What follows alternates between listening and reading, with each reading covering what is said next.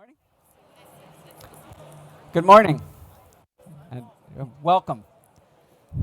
So, welcome to the Heart Café. And what I want to do, first I'll introduce myself.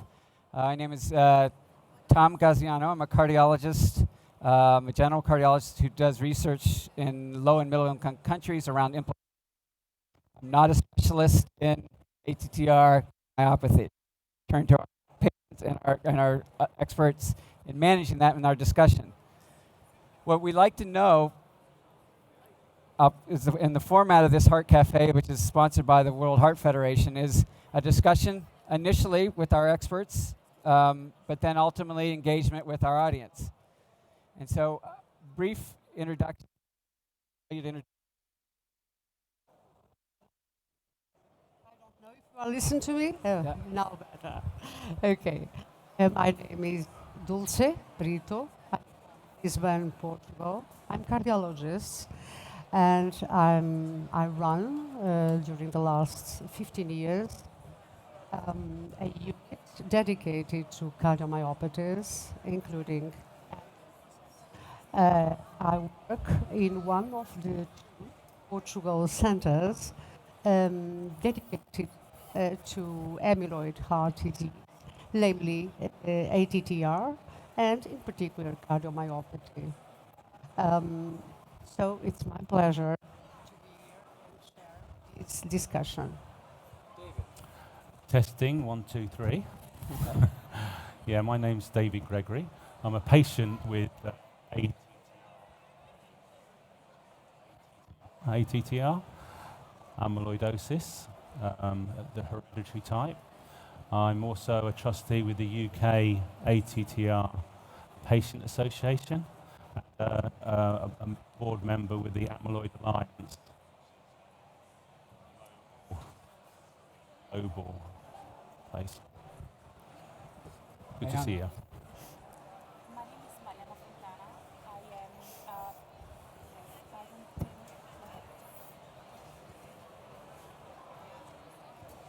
If we can use the microphone, perhaps, if it's. possibly because I don't think it works. Yeah.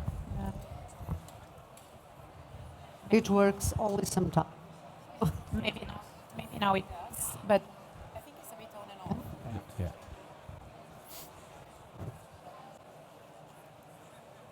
I'm going to just project for a moment, and then we'll come back to conversation. I want to get a sense of just from our audience. Are there any other patients with amyloidosis cardiomyopathy? Do we have people that are in treatment to be cardiologists? Do we have people that are involved with industry? Okay. Do we have any other groups represented? We have some people from the World Heart Federation. So it's good for us to know who is here and maybe directs where our discussion is. I want to come back to Mariana for introduction. But I don't think it works. We have the hand microphone. Micro.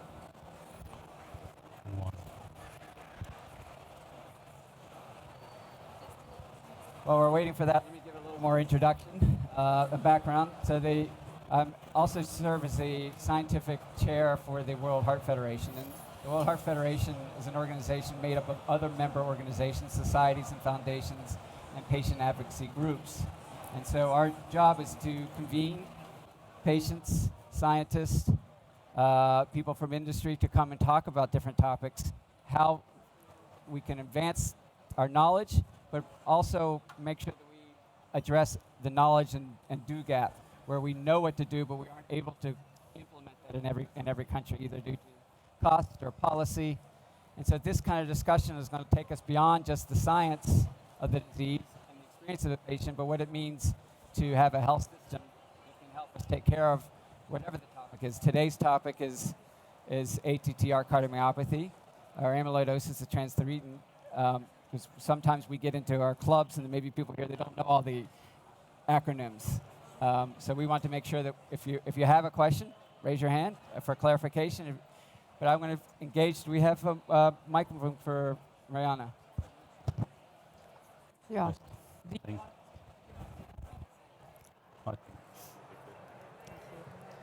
So My name is Mariana Fontana. I am a professor of cardiology at the University College London in the UK, and I work as a cardiologist at the National Middle Disease Centre.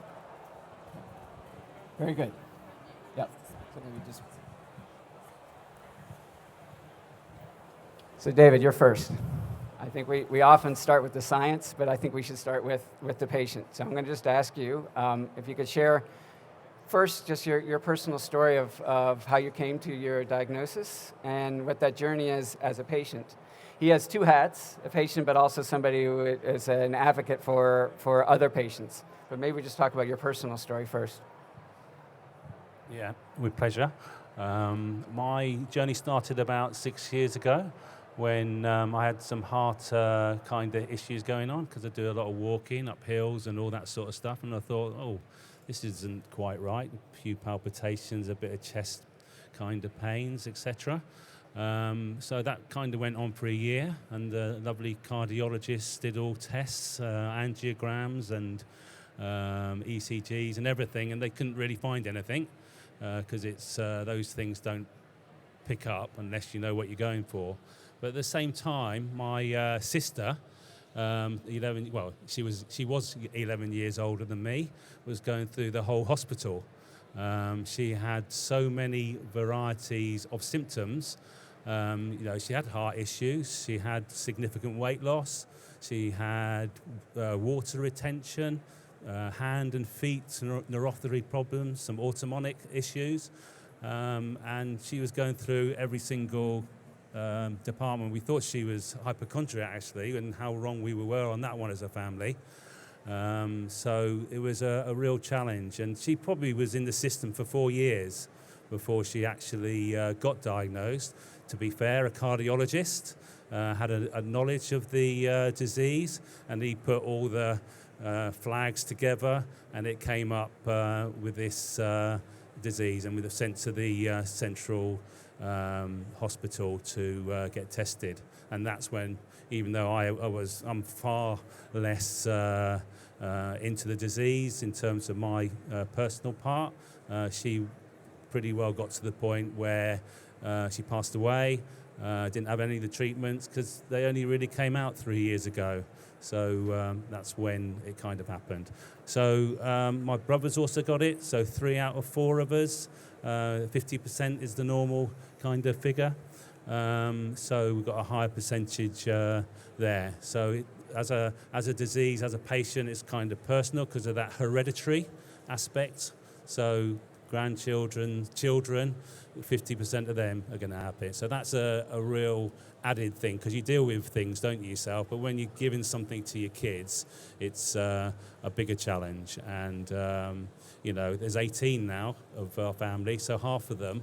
So it's not a rare disease, it's a bit of an epidemic when you have a hereditary disease like that. My mother died at 50. She didn't know she had the gene. She passed away with something else. So, that's the kind of personal story with that. My brother's significantly between the sister who passed away and myself, so that's one of the big challenges. Well, thank you. We're going to come back to you in that story, but I think that sets the stage for us and why we're here. It's because patient experience.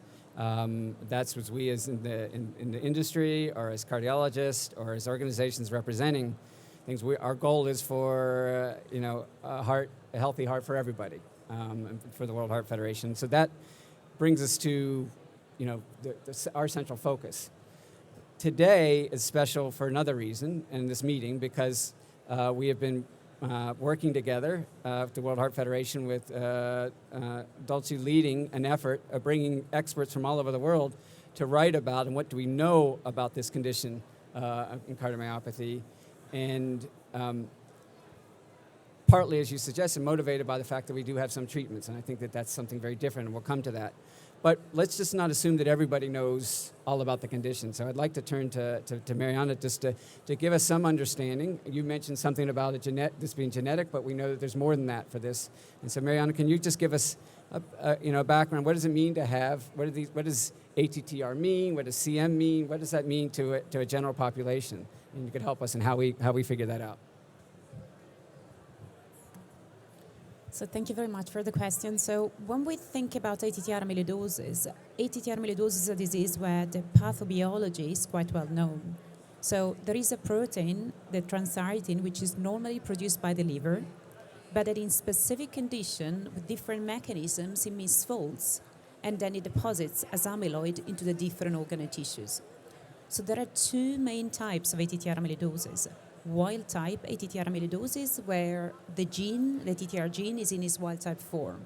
And then hereditary ATTR amyloidosis, where the gene presents a variant. Wild type ATTR amyloidosis is emerging as an increasingly under-recognized cause of heart failure, especially in the elderly. And in the last 15 years, we've seen an exponential increase in the diagnosis of ATTR amyloidosis. And the reason is mainly because of the increased awareness, improvement in the non-diagnostic, non-invasive treatment diagnostic pathways, but also the recognition that ATTR amyloidosis is a treatable condition because now we have treatment which are available. The second form of ATTR amyloidosis is hereditary ATTR amyloidosis, so when in the TTR gene there is a variant. There are more than 140 variants which are associated with the development of ATTR amyloidosis. And we definitely see a genotypic to phenotypic association. So in certain genes, we expect certain disease. But at the same time, the same gene can behave very differently, the same variant can behave very different in different countries, but even within the same family. So it's absolutely key when we see a new patient to do a deep phenotyping to fully characterize the phenotype of the patient. Whilst wild type ATTR amyloidosis has got a predominant cardiomyopathic phenotype, so we define it as ATTR-CM, so ATTR cardiomyopathy. In hereditary ATTR cardiomyopathy, we can have a predominant neuropathic phenotype, so with predominant neuropathy and autonomic dysfunction, a predominant cardiomyopathic phenotype, but actually now we recognize that when we deep phenotype the patient, the mixed phenotype, so the combination of polyneuropathy and cardiomyopathy, is actually the most common phenotype.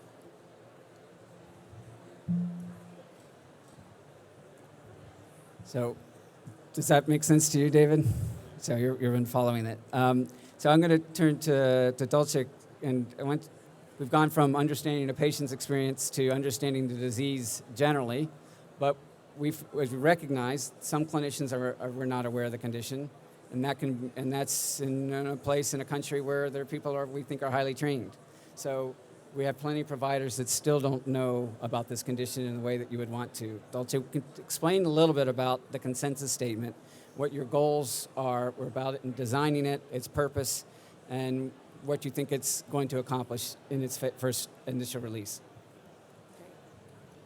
As Mariana told us, there are frequently in genetic forms a mixed presentation because amyloidosis in general is always a systemic disease, even in the wild type form that is commonly associated with age, not only in everybody, but much more common than previously thought. So, if genetic forms have diverse clinical manifestations with genotype-phenotype associations well defined, the wild type, although no genetic mutations are found, and only age may be a common risk factor, even in this, each more frequently form, it's diagnosed more and more commonly because people are aging. Even in these forms, other organs may be involved, including the nerves, and so it is really a systemic disease. And also the articulations and even kidneys may be involved in this wild type form that has nothing to do with genetics.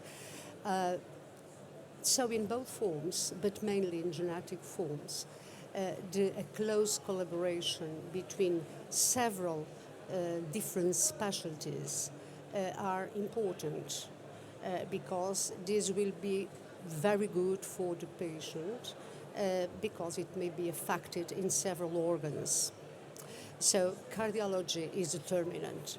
The support of cardiology, because it is the cardiologist who usually makes diagnosis of heart failure. That is a common, a very frequent setting for looking for amyloid heart disease. Because heart failure is also a common syndrome and is common in the aging people. So it is a strong red flag for amyloid heart disease. Not only the cardiologists, general cardiologists, but particularly after clinics, the imaging experts in cardiology, because they may strongly suspect from heart involvement. And then also we need the support of electrophysiologists, because arrhythmias with the need for pacemaker implantation is very common. Also other subspecialties within the cardiology field, namely intervention cardiologists, because other and this is very important, other common disease in the elderly is the valvular heart disease, namely aortic valve disease. And we know by the experience and what is writing that 1 in 7 patients, older patients with a stenotic valve, a fibrotic valve, calcified one, has also amyloid heart disease, amyloid deposition, and this may change our therapeutic attitude and prognosis.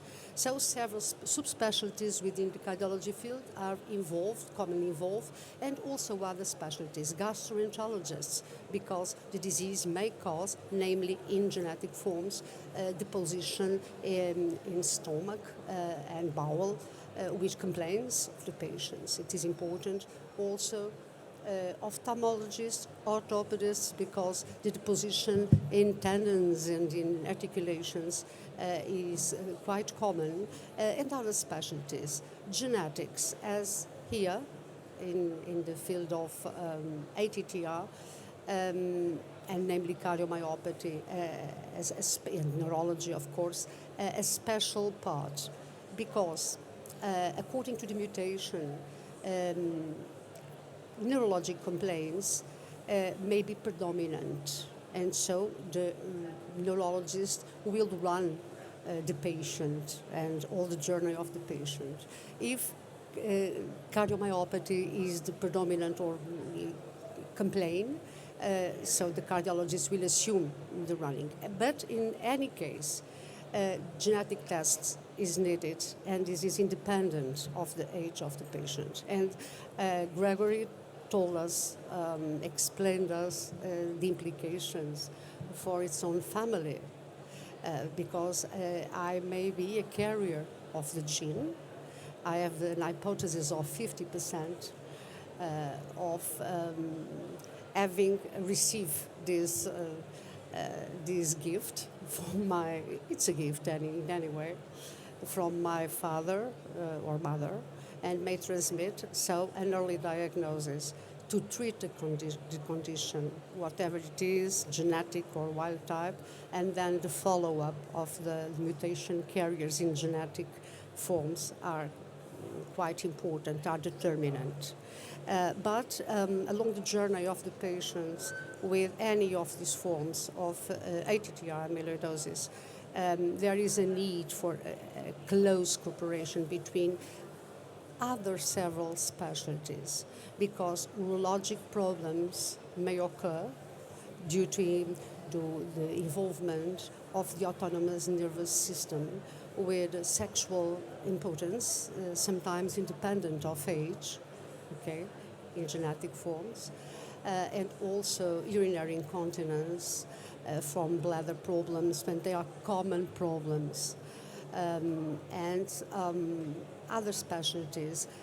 Also, don't forget, never, we must not forget the role of nurses, nutritionists, and other specialties, although not doctors specifically, are fundamental, I will say even crucial, for the support to these patients and contribute to a better prognosis.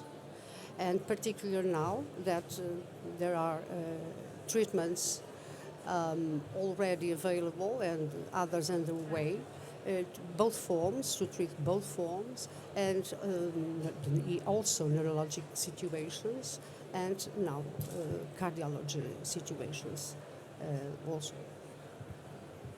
David, I'm going to come back to you. Maybe you can share, a little bit more about some of the challenges you had. I mean, clearly in your family, at least if I'm correct, had a mother that didn't know she had the condition, a sister that maybe was diagnosed much later, and you. And explain what's changed, what's different, what were your experiences or challenges with coming to your diagnosis and thinking about treatment, and then perhaps maybe comment on how you've gone from being a patient to leading patients in advocacy and what that journey has been like for you. Yes, good question. With regards to the journey, the cross-section of my sister who had nothing, and seeing her deteriorate very slowly over years, you kind of see that scenario, which is unfortunate for her timing.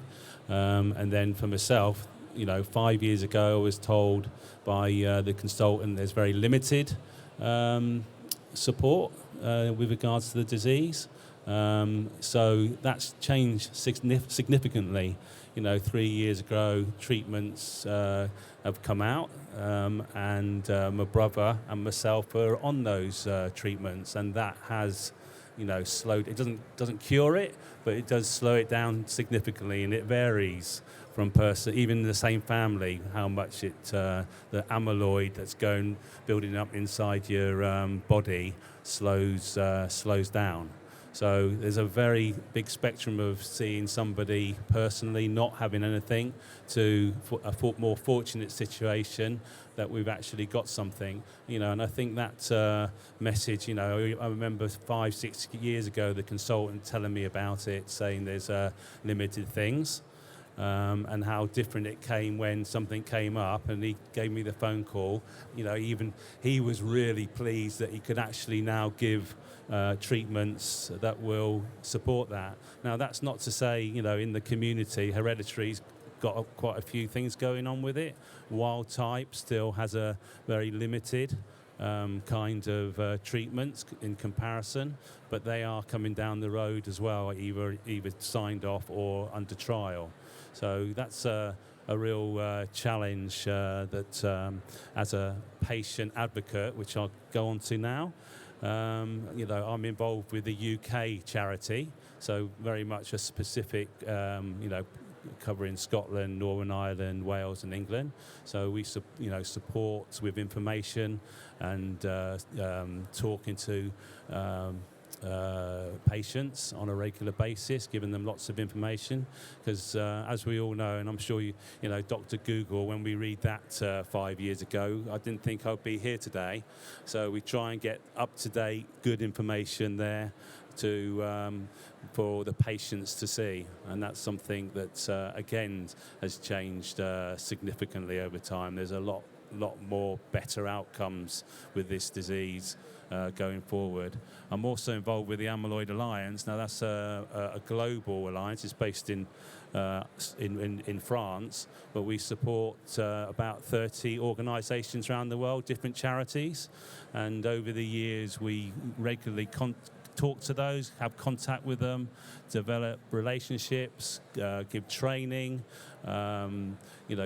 get ideas from them about how we can influence the health authorities, the pharma companies, the local authorizations of the drug organizations. So we are in partnership with all those different elements, and because we know we need all those people to take this disease forward, because when we talk to different parts of the world, some countries are rich, as we know. You know, it's better than me, and they get treatments, and other parts don't. And that's you know, one of the things I've discovered over the years, how, you know, lucky some places are and how others haven't got that element. Having said that, even in some richer countries, they have authorizations, and then they say, well, we have a regional-based system, and half of the place you get it, and half of you don't. So, or they have a constant battle trying to get it. So, it is a real kind of challenge, and we're trying and influence that. Some of the charities are quite sophisticated, have people employed, you know, quite you know, focused in their countries, and others are just starting out, and we try and support them to get ideas how they can take it forward, even if it's little steps every year. And we've seen some, you know, real growth in how organisations have developed over the last few years. Thank you. I'm going to follow the thread on education. And you've talked about how you've been involved in educating people about your own experience, and then educating other patients about, you know, resources that they may be able to achieve, and potentially even influencing policy, educating policymakers. Marianne, from the perspective of the provider, how do you connect your patients, or educate them yourselves, or connect them to other resources? And what is that experience for you, and how important is that, do you think, in the care of these patients? So I think when we make the diagnosis, I think there is really a lot to take in for the patients, because they have been experiencing for several years as a disease with multisystemic involvement, so with symptoms involving different organs. And after several years of seeing several specialists, going through several tests, and finally they get a diagnosis. The diagnosis is a complex diagnosis with multisystemic involvement. And I think it's absolutely important to recognize that as amyloid specialists and cardiologists looking after the patients, we cannot be the only support that the patient have. So in the service, for example, we learn the importance of specialist nurses that are the first contact for the patients, and they can really guide them through the journey of how really to live every day with the disease and to improve certain things. One of the things that I learned as a cardiologist is that I made this assumption that what I thought was important to the patient was really what matters. So as a cardiologist, cardiac involvement is what drives the prognosis. So I thought, surely the cardiac involvement is the main concern. But I was very surprised to know that actually, when the patients have peripheral neuropathy and autonomic dysfunction, they're really not concerned about the cardiac involvement. Because if the autonomic dysfunction means that they cannot get out of the house because of their GI involvement, that's really what matters to them. The quality of life in certain situations becomes priority to them. So I think it's really moving towards physician-centered approach to a patient-centered approach, where we listen to the patients, we understand what matters to them, we change the endpoint in clinical trials to endpoint focused on how patients feel. And in this kind of more holistic approach, we need to have different healthcare providers involved, which goes from the consultant, cardiologist, neurologist, to specialist nurses, to physiotherapy, to psychological support. Because I completely underestimated also the psychological impact that diagnosing one patient is having on the whole family. So it's just not that, it's the whole family that then is involved just because we make a single diagnosis. Even nutritional status. The nutritional status is very important. From a cardiologist perspective, again, I think, okay, the patient lost weight is good, the fluid status is okay, but actually, it's systemic involvement. Losing weight actually is a very negative prognostic factor. So it's really getting out of the comfort zone as specialists and really thinking about what matters to patient and how we can work in a multidisciplinary environment to really support the patients in a holistic way. So I think another thing we talk about is that this may not be such a rare disease, a rare condition, and we've talked about educating the patient's educating the doctor. I think it's definitely a two-way street. But we have many people who are providers who still may not be educated or aware of this potentially less rare than we thought condition. That was a big motivation for you, Dolce, and the World Heart Federation to put together a consensus document. And it's been a labor of love, maybe for the last year or so with you and many other investigators, and thank you to our sponsors for that effort. Can you share with us, the motivations for you in bringing the consensus document together, and how you think, who is it educating, and where does it fit in this bigger picture of implementing and developing a health system for patients? Well, thank you for your question. I cannot forget that I'm a cardiologist.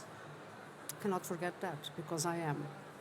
And I deal in particularly with this facet of this disease, but also with the neurologic part, because we are an endemic focus.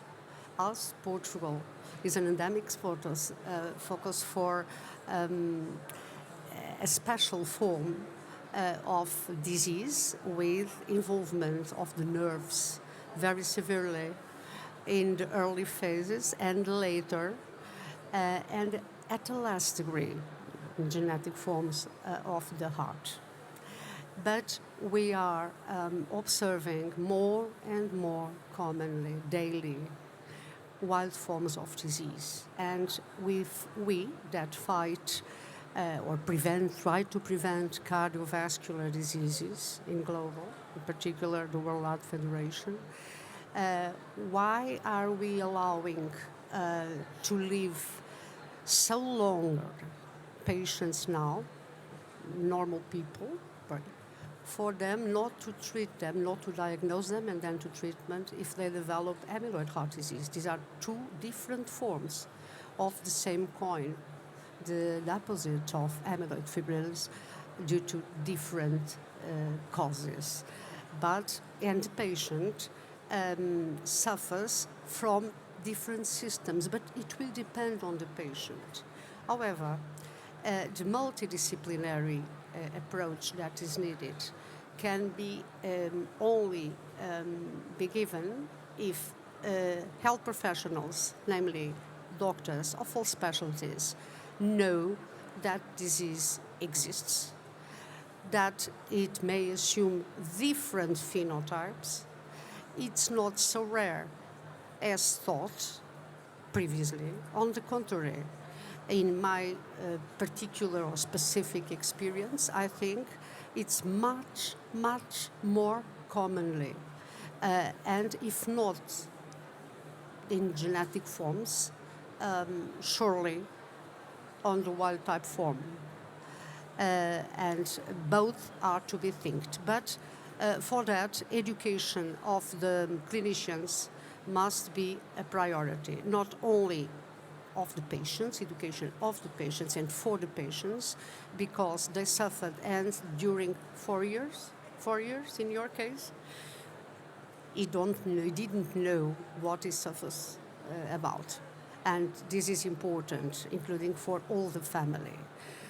So we must educate our colleagues and other health professionals what is this disease, and this was what I am defied to do, sharing a document with my 12 other colleagues of different specialties at request of the World Heart Federation that organized the panel of writers for this important document, because there are so many things to say, to be aware of regarding disease. How can we make an early diagnosis? How can we achieve a non-invasive diagnosis? Not always possible, in fact, but possible in many cases nowadays, and how to treat, including the cardiology part, because there were already, till present moment, several drugs that act with a benefic effect on the neurologic part, now also on the cardiac part, but there are a full support of the patient that must be taken into account, and there are different treatments for this disease regarding specifically the heart. Many medications that regular medicines, not only cardiologists, general practitioners use to treat the cardiac symptoms of this disease are not applied to patients with heart involvement by amyloid. And these drugs can make more harmful than good in these patients. And all these, there are several aspects that might be discussed about disease, but there are many things that this document make a strong awareness, and not a recommendation, because this is not a guideline. Recommendations are implicit in the figures, in the tables, and also in the words, but not as recommendations. But it was very important to produce an awareness document for doctors in general. And this was the main objective of the World Heart Federation. I'm going to ask David one more question, then I want to open it up to the audience to ask questions. So you're warned, start to think about questions you may want to ask. So, David, this consensus document was the involvement of World Heart Federation, a non-governmental organization. There was patient advocacy participation. There were academics and researchers from many different fields. We had sponsorship from Al-Nilam, from AstraZeneca and Pfizer, so we had industry. Who are we missing in moving this forward? Or what else would you like to, in taking a consensus document like this, what else would you like to see, and what would you say the patient advocacy groups are going to be doing to move that forward, and in what areas? Yeah, as I said earlier, we we need all sorts of information to share with the communities around the world and in our own countries, and documents like that's been produced, highlight what things are going on, and it makes it up to date as well. It's amazing how things go out of date even in a year. So it's something that we need to try and get out there, because one of the things I said earlier is there wasn't treatments 3 years ago. Now there is. And for doctors, I know doctors quite like to cure people. So when there's or cure or get better, let's put it that way, then having that there is really, really useful. And also, we need to get that awareness to doctors and have systems in place so that they can pick up the disease. So anything like this, we'll be sharing and providing information to, and hopefully every single person, another one that will help someone else at some point. I know it's not something you'll pick up every week, but I'm sure there'll be more awareness of it going forward. So do we have questions from the audience? Anyone brave enough? I'll keep going, but sure there's nobody else has a question? Yes. Please introduce yourself. And then. Thank you. Hi, everyone. Great session. David, particularly excited to meet you. So I'm Georgina from Pfizer, and you're talking about the patient associations and so on. Are you also connected with the heart failure groups in the UK, or even British Heart Foundation? I know they're a member of the WHF. So I think one thing that is lovely to see here is that World Heart Federation are working in partnership with the Amyloidosis Alliance, and I think that really helps to spread awareness and the message.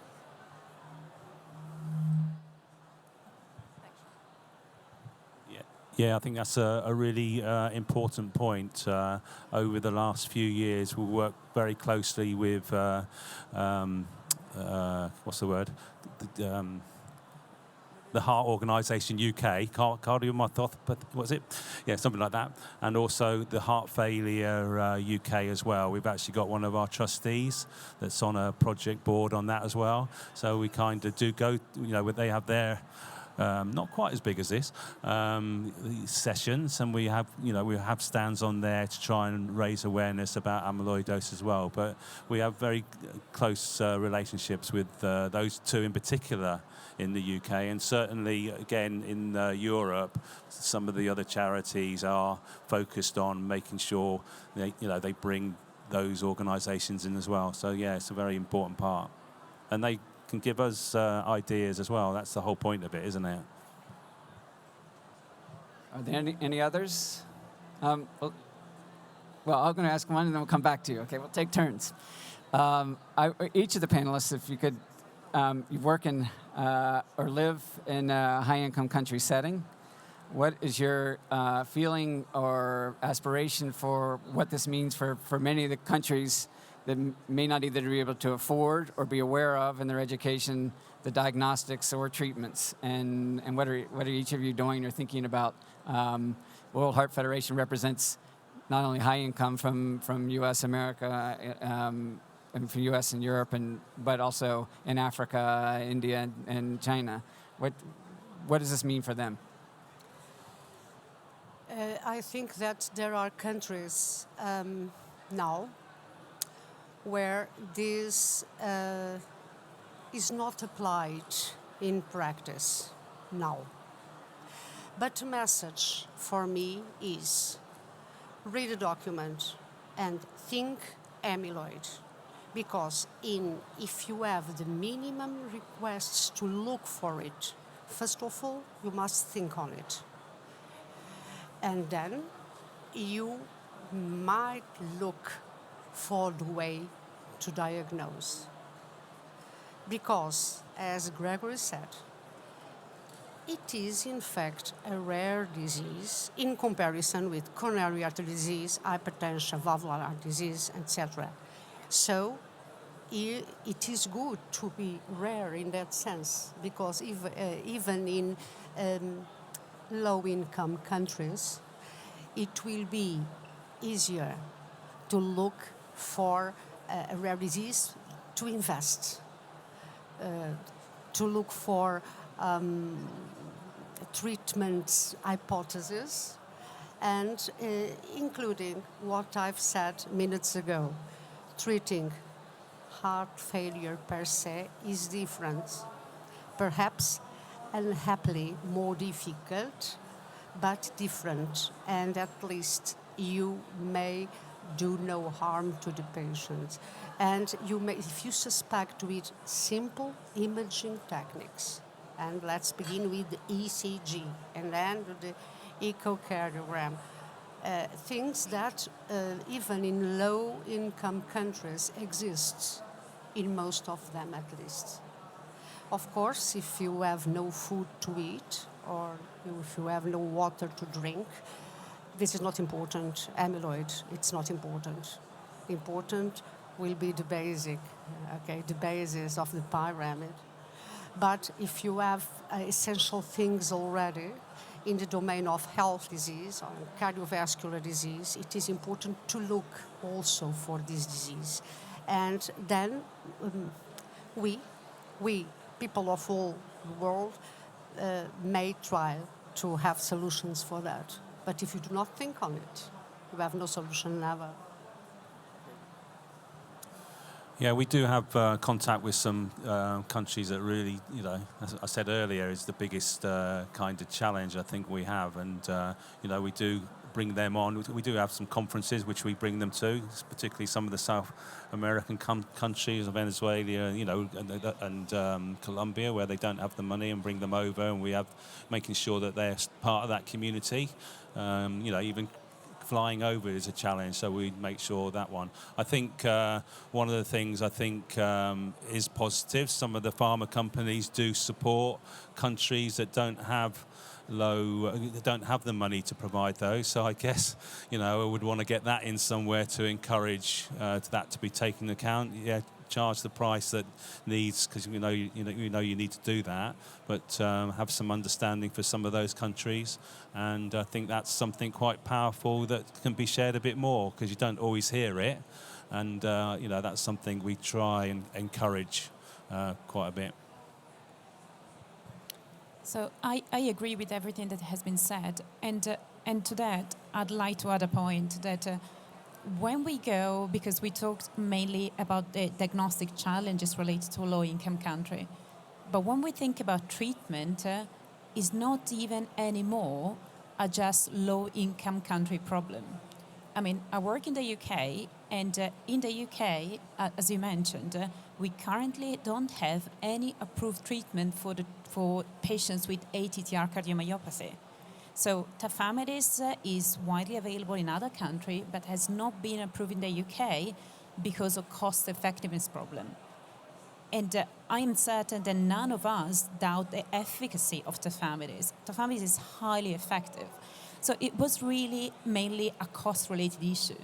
So it was considered a rare disease, and so there is also a price-related problem to that. And then it's actually a very common disease. So we need to move towards a more affordable and sustained system. We will have gene silence coming along. We will have antibodies coming along. And in 5 to 10 years' time, where we want to go is combination treatment. We want to be able to stop the production and combine with removing the deposits. But if we don't lower the price of medications and we don't make combination treatment practically affordable to most healthcare service, lots of advances in the science and academia and research led by pharma are not going to benefit patients. So I think the cost-effectiveness problem and practical implementation of new resources is really very wide. It's not just related to the low-income country. And actually, we really need to make it happen. We need to change because at present, we clearly have a problem. I don't think we can ignore the price related to this medication, which is still extremely high.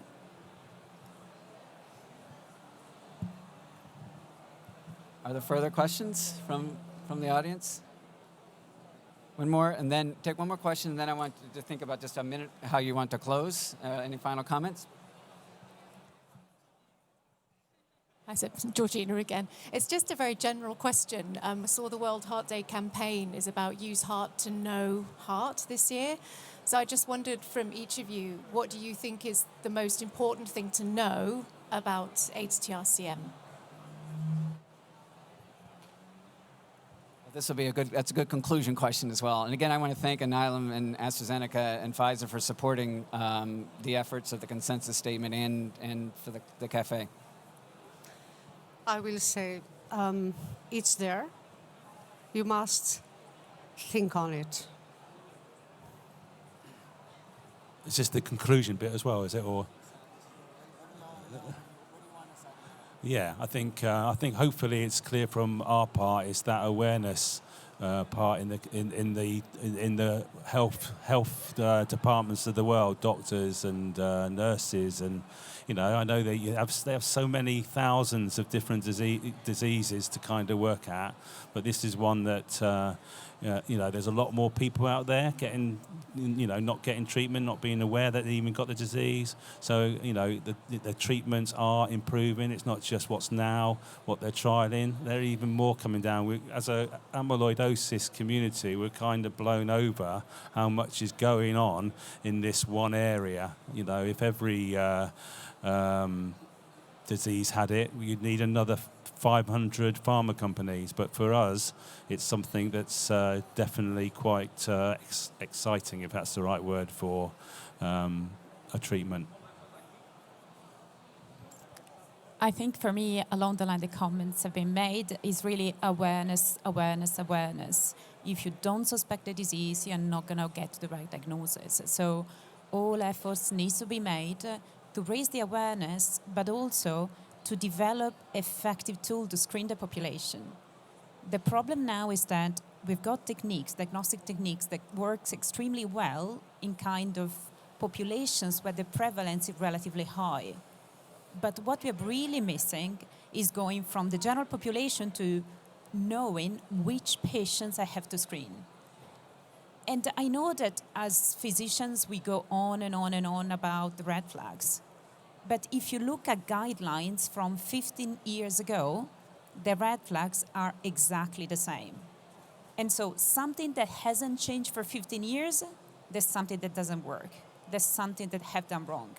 So for me, is really awareness and from a research point of view, trying to develop tools that bridge the gap between which are the patients that I need to screen. And so once I know who I need to screen, then I can apply the tools that we currently have to confirm the diagnosis. Well, thank all of you. Coming to meetings like this are sacrifices. Travel, what we leave behind, whether it's family or other work responsibilities, lack of sleep. Hopefully maybe you're eating well and enjoying a different culture. But I want to thank each of you for not only going through those difficulties of traveling and coming to the meeting, but sharing expertise not only with this audience and with the World Heart Federation, but this will be displayed and available to people to continue to watch. And so you're educating and giving a lot, and we thank you for the sacrifice. Thank you.